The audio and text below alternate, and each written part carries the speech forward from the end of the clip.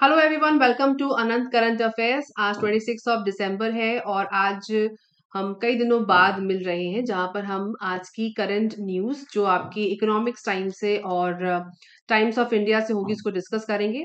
इस चैनल पे मैं आपको बता दूं कि जो रिलेवेंट करंट अफेयर्स होते हैं जो आपकी आईएएस प्रिपरेशन और साथ ही साथ पीएससी प्रिपरेशन और साथ ही साथ बैंक के एग्जाम्स की जो तैयारी कर रहे हैं बच्चे उनके लिए हेल्पफुल रहती है।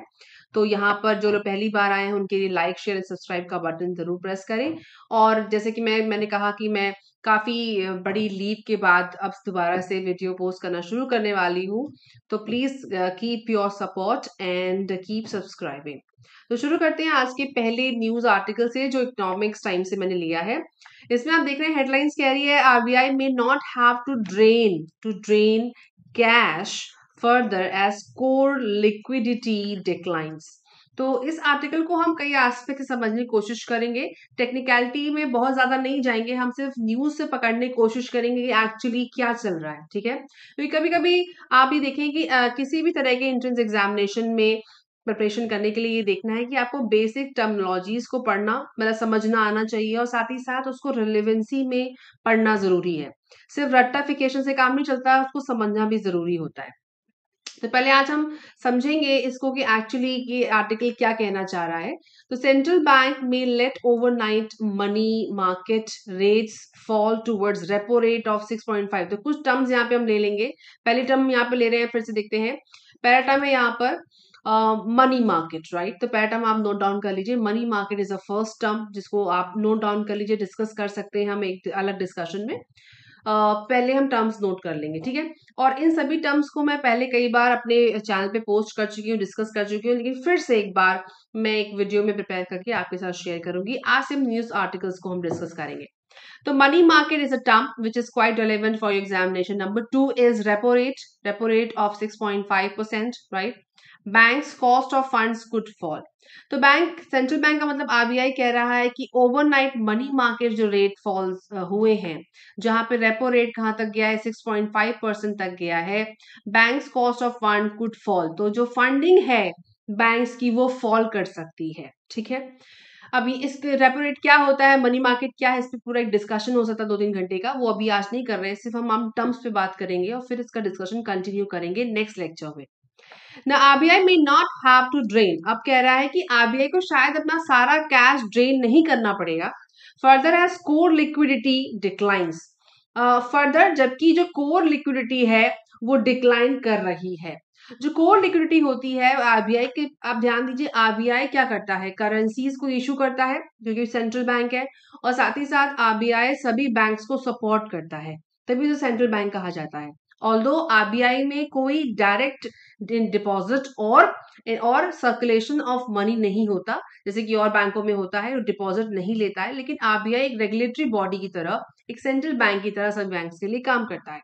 तो कहना चाह रहे हैं the Reserve Bank of India need to have to tighten liquidity any further as a metric cited by the central bank has fallen below levels that could stoke inflation. और टाइटन लिक्विडिटी के ऊपर कई बार सवाल IAS में बने हैं, PSC में भी बने हुए हैं। तो कह रहे हैं कि बैंक को अपनी लिक्विडिटी को टाइटन करना पड़ेगा, मतलब सख्त करना पड़ेगा। और साथ ही साथ as of December 15 core liquidity which accounts for government cash balances periodically flow in and out of the banking system is at around 1.1% of net demand and time liability। NDTL एक सिस्टम है जिसके आधार पर bank RBI काम करता है और उसी के परसेंटेज के हिसाब से फ्री करेंसी का सर्कुलेशन और बैंक्स के लिए नियम कायदे कानून बनाए जाते हैं। इसके पहले सिस्टम और डिटेल में था, लेकिन 10 साल के गैप में ये नया सिस्टम इजाद पहले लिया अडाप्ट किया गया और साथ ही साथ उसको सिस्टम में भी लाया गया है। Now RBI has talked about, तो यहाँ पे नई टर्म आपके लिए जो आती है जो आपको नोट डाउन अप करनी है, that is NDTL, net demand and time liability. क्या है ये? बहुत ही डीप कैलकुलेशन है आरबीआई का, जिसको ज्यादा समझने की जरूरत नहीं है, बट इसका बेसिक आपको पता होना चाहिए। That's a system RBI follows to maintain this liquidity in the system, whether system in the terms bank system की बात हो रही है। Now, RBI has talked about 1.5% of NDTL as a threshold for liquidity being classified as inflationary or non-inflationary। वो कह रहे हैं कि 1.5% इस NDTL का क्लासिफाइड किया जा सकता है, इन्फ्लेटरी भी हो सकता है और नॉन इन्फ्लेटरी भी हो सकता है। तो हमने कुछ टर्म्स पकड़े यहाँ पे।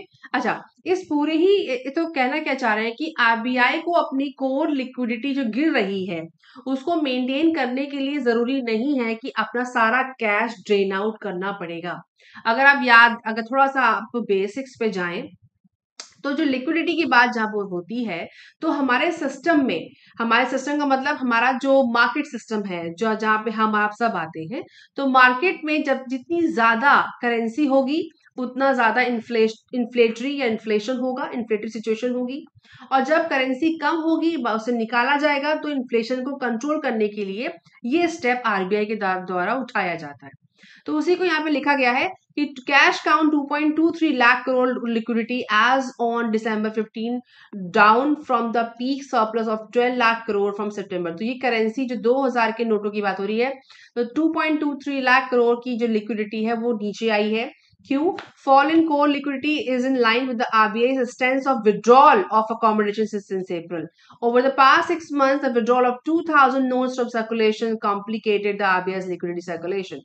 तो 2000 के नोटों को जो विड्रॉ किया गया है उससे कॉम्प्लिकेशन, ऑल्दो ये इन्फ्लेशन को कंट्रोल करने का मेजर था, लेकिन इसके करने से कुछ और दिक्कतें भी पैदा हुई हैं, उसको हाईलाइट करते हुए ये आर्टिकल छपा है।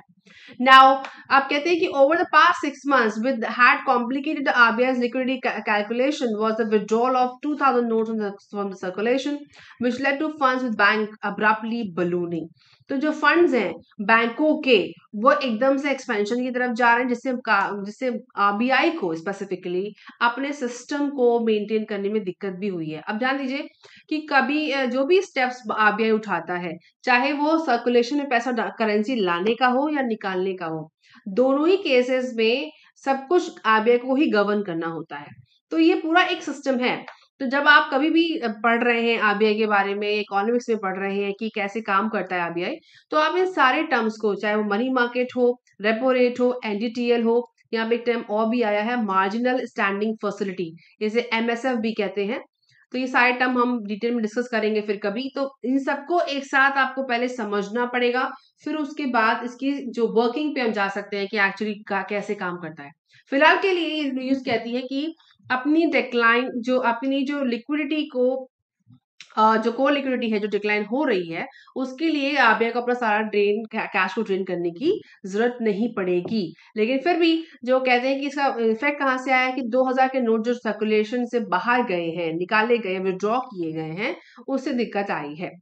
नाउ जो ऑलरेडी तैयारी कर रहे हैं आईएएस के लिए वो इस न्यूज को समझ गए होंगे अभी तक, पर जो बिल्कुल फ्रेशर हैं उनको इन बेसिक टर्म्स को नोट डाउन करके इनकी डेफिनेशन निकाल के समझना चाहिए। अगर आपको मेरे असिस्टेंस चाहिए तो हम किसी नेक्स्ट वीडियो में इसके बारे में बात कर सकते हैं। नाउ नेक्स्ट न्यूज है रोबस्ट मैक्रोस कॉर्पोरेट अर्निंग्स। तो रोबस्ट का मतलब है कि बिल्कुल धुआंधार। रोबस्ट मैक्रोस का दो टर्म्स आप याद रखिए, हम लोग पढ़ते हैं, पहला है माइक्रोस एंड दूसरा है मैक्रोस। मैक्रोस का मतलब बड़े लेवल पे, लार्ज लेवल पे, right, Indian economy and the world economy. और माइक्रोस की जब हम बात करते हैं तो मतलब विद इन इंडियन इकोनॉमी। तो ये आर्टिकल कहता है कि रिजिलियंट इकोनॉमी मतलब जिसके ऊपर ज्यादा कोई अडेप्टेबल, रिजिलियंट का मतलब होता है अडेप्टेबल इकोनॉमी, जो इंडिया की बात हो रही है। क्योंकि इसलिए क्यों कहते हैं रिजिलियंट इकोनॉमी, बिकॉज जब बाहर डिप्रेशन की हालत थी, जब बाहर युद्ध चल रहा है इनफैक्ट, तो उस केस में इंडियन इकोनॉमी में ज्यादा फर्क नहीं पड़ा था, ऐसे एक्सपर्ट कहते हैं। तो तब से इंडियन इकोनॉमी का कुछ आर्टिकल्स रिजिलियंट इकोनॉमी लिख रहे हैं, का मतलब अडेप्टेबल, कि बाहर कोई चेंज जब होता है तो हम भी अडेप्ट करके अपने अंदर चेंज लाते हैं, लेकिन ज्यादा इफेक्ट हमारे ऊपर नेगेटिवली नहीं आता है। तो resilient economy seen expanding 6.7% in 24 financial 24 में कह रहे हैं कि इतना जीडीपी ग्रोथ होगी। अच्छा, इन परसेंटेज को याद करने की जरूरत है या नहीं है? बिल्कुल जरूरत नहीं है, लेकिन जो न्यूज कहती क्या है उसको समझने की बेहद जरूरत है। आप कह रहे हैं यहाँ पे बड़ा अच्छा टर्म यूज हुआ है, Indian economy is likely to grow 6.7% in financial 24 according to median forecast of 11 economist. 11 economics मतलब एक्सपर्ट्स की बात हो रही है। उन एक्सपर्ट्स ने जब मीडियन फोरकास्ट मेथड को ऑप्ट किया, तो उन्होंने इस आउटपुट को निकाला। 3-4 टर्म्स हम पढ़ते आए हैं, मीन, मीडियन, और उसके बाद आता है मोड। ये सभी बच्चे पढ़ते हैं कभी ना कभी। तो उसके बाद जब इनका एक्सपेंशन होता है, इसको और डिटेल में पढ़ा जाता है, जब हम स्टैंडर्ड डेविएशन को पढ़ते हैं, मीन डेविएशन को पढ़ते हैं, हम प्रोबेबिलिटी डिस्ट्रीब्यूशन को पढ़ते हैं, तब हम मीडियन फोरकास्ट मेथड पढ़ते हैं, जो एक तरीका का मशीन लर्निंग मॉडल है, जो डेटा साइंस और डेटा एनालिसिस में यूज होता है। उस मेथड को यूज करके 11 इकोनॉमिस्ट ने इस बात को निकाला कि despite external headwinds as domestic demand and improving investment provide support, prospects have improved from a month ago. And when ET poll pegged the current fiscal expansion of 6.3%, तो एक पोल हुआ, उसमें निकल करके ऐसा सामने आया है।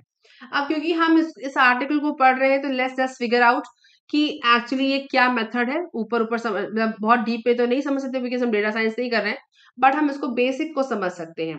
नाउ इसके अलावा टर्म यहाँ पे यूज हुई ग्लोबल हेडविंड्स। ग्लोबल हेडविंड्स क्या है? वॉर की सिचुएशन, डिप्रेशन की सिचुएशन, महंगाई बढ़ रही है, इन्फ्लेशन, बाहर के देशों में डिप्रेशन की सिचुएशन आ रही है, तो उस केस में जिसमें यूके का भी नाम है, तो इस तरह की सिचुएशन के होते हुए इंडियन इकोनॉमी जो रिजिलियंट इकोनॉमी है, मीन्स अडेप्टेबल है, उसका परसेंटेज 6.7% हो सकता है एक्सपेंशन की तरफ फाइनेंशियल 24 में, ये आर्टिकल कहता है। नाउ इसके अलावा ये विंडो बनी है, यहाँ पे आप देख सकते हैं कि एचडीएफसी ने ग्रोथ परसेंटेज 6.8% डाला है, इन्फ्लेशन 5.4। तो ये HDFC, ICRA, ICICI, HDFC, Barclays, Emkay, Global Bank of, हर किसी का अलग अलग डेटा है, जिसमें मीडियन फोरकास्ट भी है, और आरबीआई ने भी अपना एक डेटा दिया है।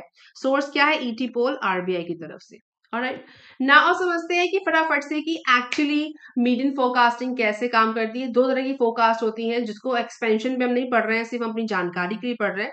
तो दो तरह के फोरकास्ट माने गए हैं, क्या? स्टैंडर्ड, दूसरा है मीडियन। मीडियन हम जानते हैं कि बढ़िया बढ़िया तरीका है, कैलकुलेशन का एक बढ़िया तरीका है किसी बड़े डेटा का मीडियन वैल्यू पता करने का। वैसे तो मीन भी होता है, लेकिन मीन इतना रिलायबल नहीं होता है। मीडियन इज मोर रिलायबल और reliable then in comparison to mean. उसके बाद आता है मोड। तो मोड के लिए एक डेटा क्लासिफिकेशन होना जरूरी है, तो सबसे ज्यादातर एक्सपर्ट्स होते हैं वो मीडियन को ही कंसिडर करते हैं। नाउ स्टैंडर्ड का मतलब, स्टैंडर्ड मीडियन जो फोरकास्टिंग होती है उसमें विद लार्जर डिमांड हिस्ट्री चाहिए होती है, मीडियन में हमको स्मॉलर डिमांड हिस्ट्री चाहिए होती है। अच्छा, स्टैंडर्ड का मतलब ये होता है कि जब आप किसी डेटा को आइडेंटिफाई करें और एलिमिनेट करें फ्रॉम डिमांड फोरकास्टिंग। अच्छा, इसकी डिटेल में मैं नहीं जा रही हूँ स्टैंडर्ड वाले में, बिकॉज आपके ये आया नहीं है आर्टिकल में, लेकिन अगर आप चाहें तो इसे गूगल पर रेफर कर सकते हैं कि what is standard forecasting and what is median forecasting. मैंने गूगल से लिया, आप भी ले सकते हैं। बढ़ते हैं आगे मीडियन फोरकास्टिंग मेथड पे। तो the system identifies and eliminates from demand forecasting. जैसे कि मैंने पढ़ा कि स्टैंडर्ड फोरकास्टिंग में लार्ज डिमांड हिस्ट्री चाहिए होती है, बड़ा डेटा चाहिए होता है, और मीडियन के लिए स्मॉलर, और उसका टाइमलाइन भी छोटा होता है। तो अगर आपको 2-3 साल के गैप में पता करना है कि भैया की फाइनेंशियल ईयर 25 में 23 में कैसा रहा, तो आप मीडियन फोरकास्टिंग को ऑप्ट कर सकते हैं as per the expert advice. Now, the system identifies and eliminates from demand forecasting any sales exceeding BTQ and the exceptional sale percent during the forecast period. Example लेंगे, the system identifies the median quantity of the remaining sales. अब ध्यान दीजिए, remaining sales होती है पूरी country की, उसको multiply करते हैं this quantity by the number of this hits counted in the forecast period. मतलब एक specific time frame में जो आपकी बची हुई सेल है उसमें कितना लॉग बैक है, मतलब कितना वापस आया, कितना बैक ऑर्डर आया, उसको उड़ाने के बाद जो कैलकुलेशन होता है स्पेसिफिक टाइम फ्रेम का, उसे कहते हैं मीडियन फोरकास्टिंग मेथड। तो कभी भी आप जब सेल्स एब्सोल्यूट सेल्स निकालेंगे, तो सेल्स में आपको जो बैक ऑर्डर होता है, जितना कितना वापस आया, मतलब सेल्स, या फिर ऐसे माने सेल्स माइनस रिटर्न, ऐसे मानिए जितना रिटर्न उसको माइनस करने के बाद जो वैल्यू आती है, that is the absolute sales value. उसके ऊपर जो कैलकुलेशन होता है वो मीडियन फोरकास्टिंग, ये मैं समझाने के लिए बता रही हूँ। अब एग्जांपल है, product A does not have a BTQ set the exceptional sales. अब ये मान लिया कि एक डेटा के पास बीटीक्यू सेट था ही नहीं, मतलब कोई बैक ऑर्डर नहीं था। Exceptional sales percent equal to 50%. Product A sell 10 times in a forecast period of 365 days in the following quantities. तो मतलब कहने का ये है कि एक टाइम फ्रेम के बीच में जब आपके पास कोई भी BTQ डेटा नहीं है, कोई भी रिटर्निंग नहीं है, उस केस में जो आपका सेल्स है उसके अमाउंट को मल्टीप्लाई करके फॉर स्पेसिफिक टाइम फ्रेम, चाहे वो 30 डेज हो, चाहे वो 365 डेज हो के टाइम फ्रेम में मल्टीप्लाई करके जो वैल्यू निकलती है कैलकुलेशन के बाद, उसे कहते हैं मीडियन फोरकास्टिंग मेथड। तो क्लियर हो रहा है? अगर कोई आपसे पूछे कि भैया मेन मॉडल क्या है, तो मॉडल आपसे नहीं पूछा जाएगा, बिकॉज ये मशीन लर्निंग का मॉडल है, तो उसे यहाँ समझा पाना थोड़ा सा टिकलिश है। लेकिन फिर भी मीडियन जिसने पढ़ रखा है वो इसको अच्छे तरीके से समझ जाएगा कि मीडियन एक्चुअली कैसे काम करता है। पर आपने सवाल किया कि आपको ये तो पता ही होना चाहिए कि मीन, मीडियन और मोड कैसे काम करते हैं, उसके ऊपर सवाल बन सकता है, और बहुत ही आसान सवाल बनते हैं। अगर आप आईएएस के आप सी सेट का पेपर उठा के देखें आईएएस का, तो बहुत ही आसान लेवल के क्वेश्चंस बनते हैं, आप आराम से कर सकते हैं। चाहे वो पीएससी हो, चाहे वो आईएएस हो। बैंक वाले बच्चों को तो ऑफ कोर्स आना चाहिए कि मीन मीडियन मोड क्या है, मीडियन कैसे कैलकुलेट होता है, मोड कैसे कैलकुलेट होता है, और मीन क्या होता है। ठीक है। नाउ इसी को एक्सपेंशन में लगाते हुए आर्टिकल आगे बढ़ता है और कहता है कि India's growth has remain largely resilient in the face of external headwinds. ये क्या कहा है राहुल बजौरिया, जो एमडी हैं ईएम एशिया इकोनॉमिक्स बार्कलेज के, उन्होंने बोला। तो ये आर्टिकल पूरा आप डिटेल में पढ़ सकते हैं, इसमें आपको कुछ इंपॉर्टेंट टर्म्स निकल करके आएंगे जो आपकी प्रिपरेशन में आपको हेल्प करेंगे। अब आप बोले कि ये सारे टर्म्स क्या हो सकते हैं, जब आप बार बार उन टर्म्स को बार बार पढ़ते हो, बार बार रिवाइज करते हो, तो आपका बेसिक्स क्लियर होता है। तो इसलिए इन सब आर्टिकल्स को एक बार गो थ्रू करना जरूरी है। भाई जीडीपी क्या होता है मैंने आपको नहीं बताया, पर आपको पता होना चाहिए। जीएसटी क्या है, क्या इसका फुल फॉर्म क्या है, कैसे काम करता है, ये आपको पता होना चाहिए। That is a pre requisites. अगर आप किसी भी आरबीआई के आर्टिकल को आप पढ़ रहे हो, तो आपको कोई यही नहीं पता कि इकोनॉमी का मतलब क्या है, माइक्रो मैक्रोस क्या है, जीडीपी किसे कहते हैं, तो उन आर्टिकल्स को पढ़ने का कोई फायदा नहीं है, बिकॉज आपको बेसिक्स ही पता नहीं चल रहा है कि क्या बात हो रही है। तब तो उसके बाद बिल्डअप करोगे ना। तो बेसिक्स के इसीलिए मैं आपको टर्म्स लिखवा देती हूँ कि इन टर्म्स को आप जिस बुक को भी रेफर करते हो, जिस कोचिंग को आप रेफर करते हो, उनके नोट्स में जाकर के आप अगर आप रिवाइज करोगे तो आपको उस आर्टिकल के बारे में भी पता चल जाएगा। बिकॉज कोई भी आर्टिकल बिना न्यूज के नहीं बन सकता। तो न्यूज भी पढ़ते चलिए और आर्टिकल्स को भी, और अपने जो बेसिक्स कॉन्सेप्ट है उनको भी रिवाइज करते चलिए। The next article कहता है FDI rises 64% to 18-month high in October। अब अगर इसकी डिटेल में ना भी जाए, तो ये जो पिक्चर बनी है कि tops 8 billion first time since May 22। तो एफडीआई में जो इन्वेस्टमेंट है वो अक्टूबर में सबसे ज्यादा रहा, 18 महीने के डेटा को ले तो सबसे ज्यादा रहा, और 64% राइज किया। ठीक है। तो एफडीआई क्या है वो समझना जरूरी है, डेटा में नहीं घुसे तब भी। उसके अलावा ओईसीडी लिखा है यहाँ पे, ओईसीडी ने रिपोर्ट किया है। तो ओईसीडी क्या है हम कई बार डिस्कस कर चुके हैं न्यूज में, पहले की मेरे चैनल में वीडियोस पढ़े, आप रेफर कर सकते हो। तो ओईसीडी क्या, कौन सी संस्था है, क्या करती है, क्या रिलीज करती है, क्या किस तरह का डेटा रिलीज करती है, that is important. Now as bleak global economy environment shows some signs of improvement amid moderating inflation and a pause in interest rate hikes by central banks। तो bleak global economics, strong global headwinds, ये वही terms है कि कह रहे हैं कि बाहर ये हालात ठीक नहीं है, उसके अलावा मॉडरेट इन्फ्लेशन के साथ हमारा एफडीआई राइज कर रहा है। तो देखते हैं कि एफडीआई क्या चीज है। तो एफडीआई की जब भी बात होती है तो एफपीआई की बात होनी ही चाहिए। तो foreign direct investment is a full form of FDI, and foreign portfolio investment is a full form of FPI. FDI क्या होता है, direct control over the asset. तो एफडीआई में आप एक एसेट को खरीदते हो, बाहर के जो इन्वेस्टर्स होते हैं वो एक एसेट को खरीदते हैं, और एंड से in the affairs of the company. Investor is tied up with the affairs of the company and faces higher risk and preferred more for companies high net worth individuals and individual investor। ध्यान दीजिएगा, FDI में एक asset को लिया जाता है, कोई भी बाहर का इन्वेस्टर उसे ले सकता है, वो कंपनी एसेट हो सकती है। और उस केस में और एफपीआई में हमारे जो होते हैं वो पेपर करेंसी की बात, पेपर करेंसी या फिर शेयर्स की बात हो सकती है, या फिर फंड्स की बात हो सकती है। तो investor does not have direct control, जिसमें डायरेक्ट कंट्रोल नहीं होता इन्वेस्टर का, बट मैनेजमेंट और इन्वेस्टमेंट में ध्यान में हो सकता है। Now, no control or share in the asset or the property hence provides more liquidity, more suited for average retail investor। तो एफडीआई का मतलब हुआ एक एसेट में इन्वेस्टमेंट। किसका इन्वेस्टमेंट हो रहा है, किसी फॉरेन मतलब किसी बाहर के व्यक्ति का, किसी बाहर की संस्था का हो सकता है। और एफपीआई का मतलब भी वही पोर्टफोलियो, पोर्टफोलियो किस चीज का हो सकता है, शेयर्स का, डिबेंचर्स का, और अलग अलग मोड ऑफ पोर्टफोलियो मतलब पेपर करेंसी या फिर इन्वेस्टमेंट पेपर्स का हो सकता है, जिसमें किसी फॉरेनर का या किसी बाहरी देश का इन्वेस्टमेंट हो सकता है, उसे कहते हैं फॉरेन पोर्टफोलियो इन्वेस्टमेंट। और फॉरेन डायरेक्ट इन्वेस्टमेंट का मतलब होता है किसी एसेट के ऊपर जब पैसा लगाया जाए किसी बाहरी कंट्री के द्वारा, कंट्री के लोगों द्वारा, तो वो कहा जाएगा फॉरेन डायरेक्ट इन्वेस्टमेंट। तो ये था हमारा आज का इकोनॉमिक्स से जुड़ा हुआ daily article discussion current affairs में। आई होप आपको पसंद लगाया होगा। आप सभी के लिए एक न्यूज़ ये है कि अब से मैं कोशिश करूँगी कि सारे जो इम्पोर्टेंट आर्टिकल्स हैं 1-2 दिन के लास्ट में आपके साथ शेयर कर सकूँ, डिस्कस कर सकूँ।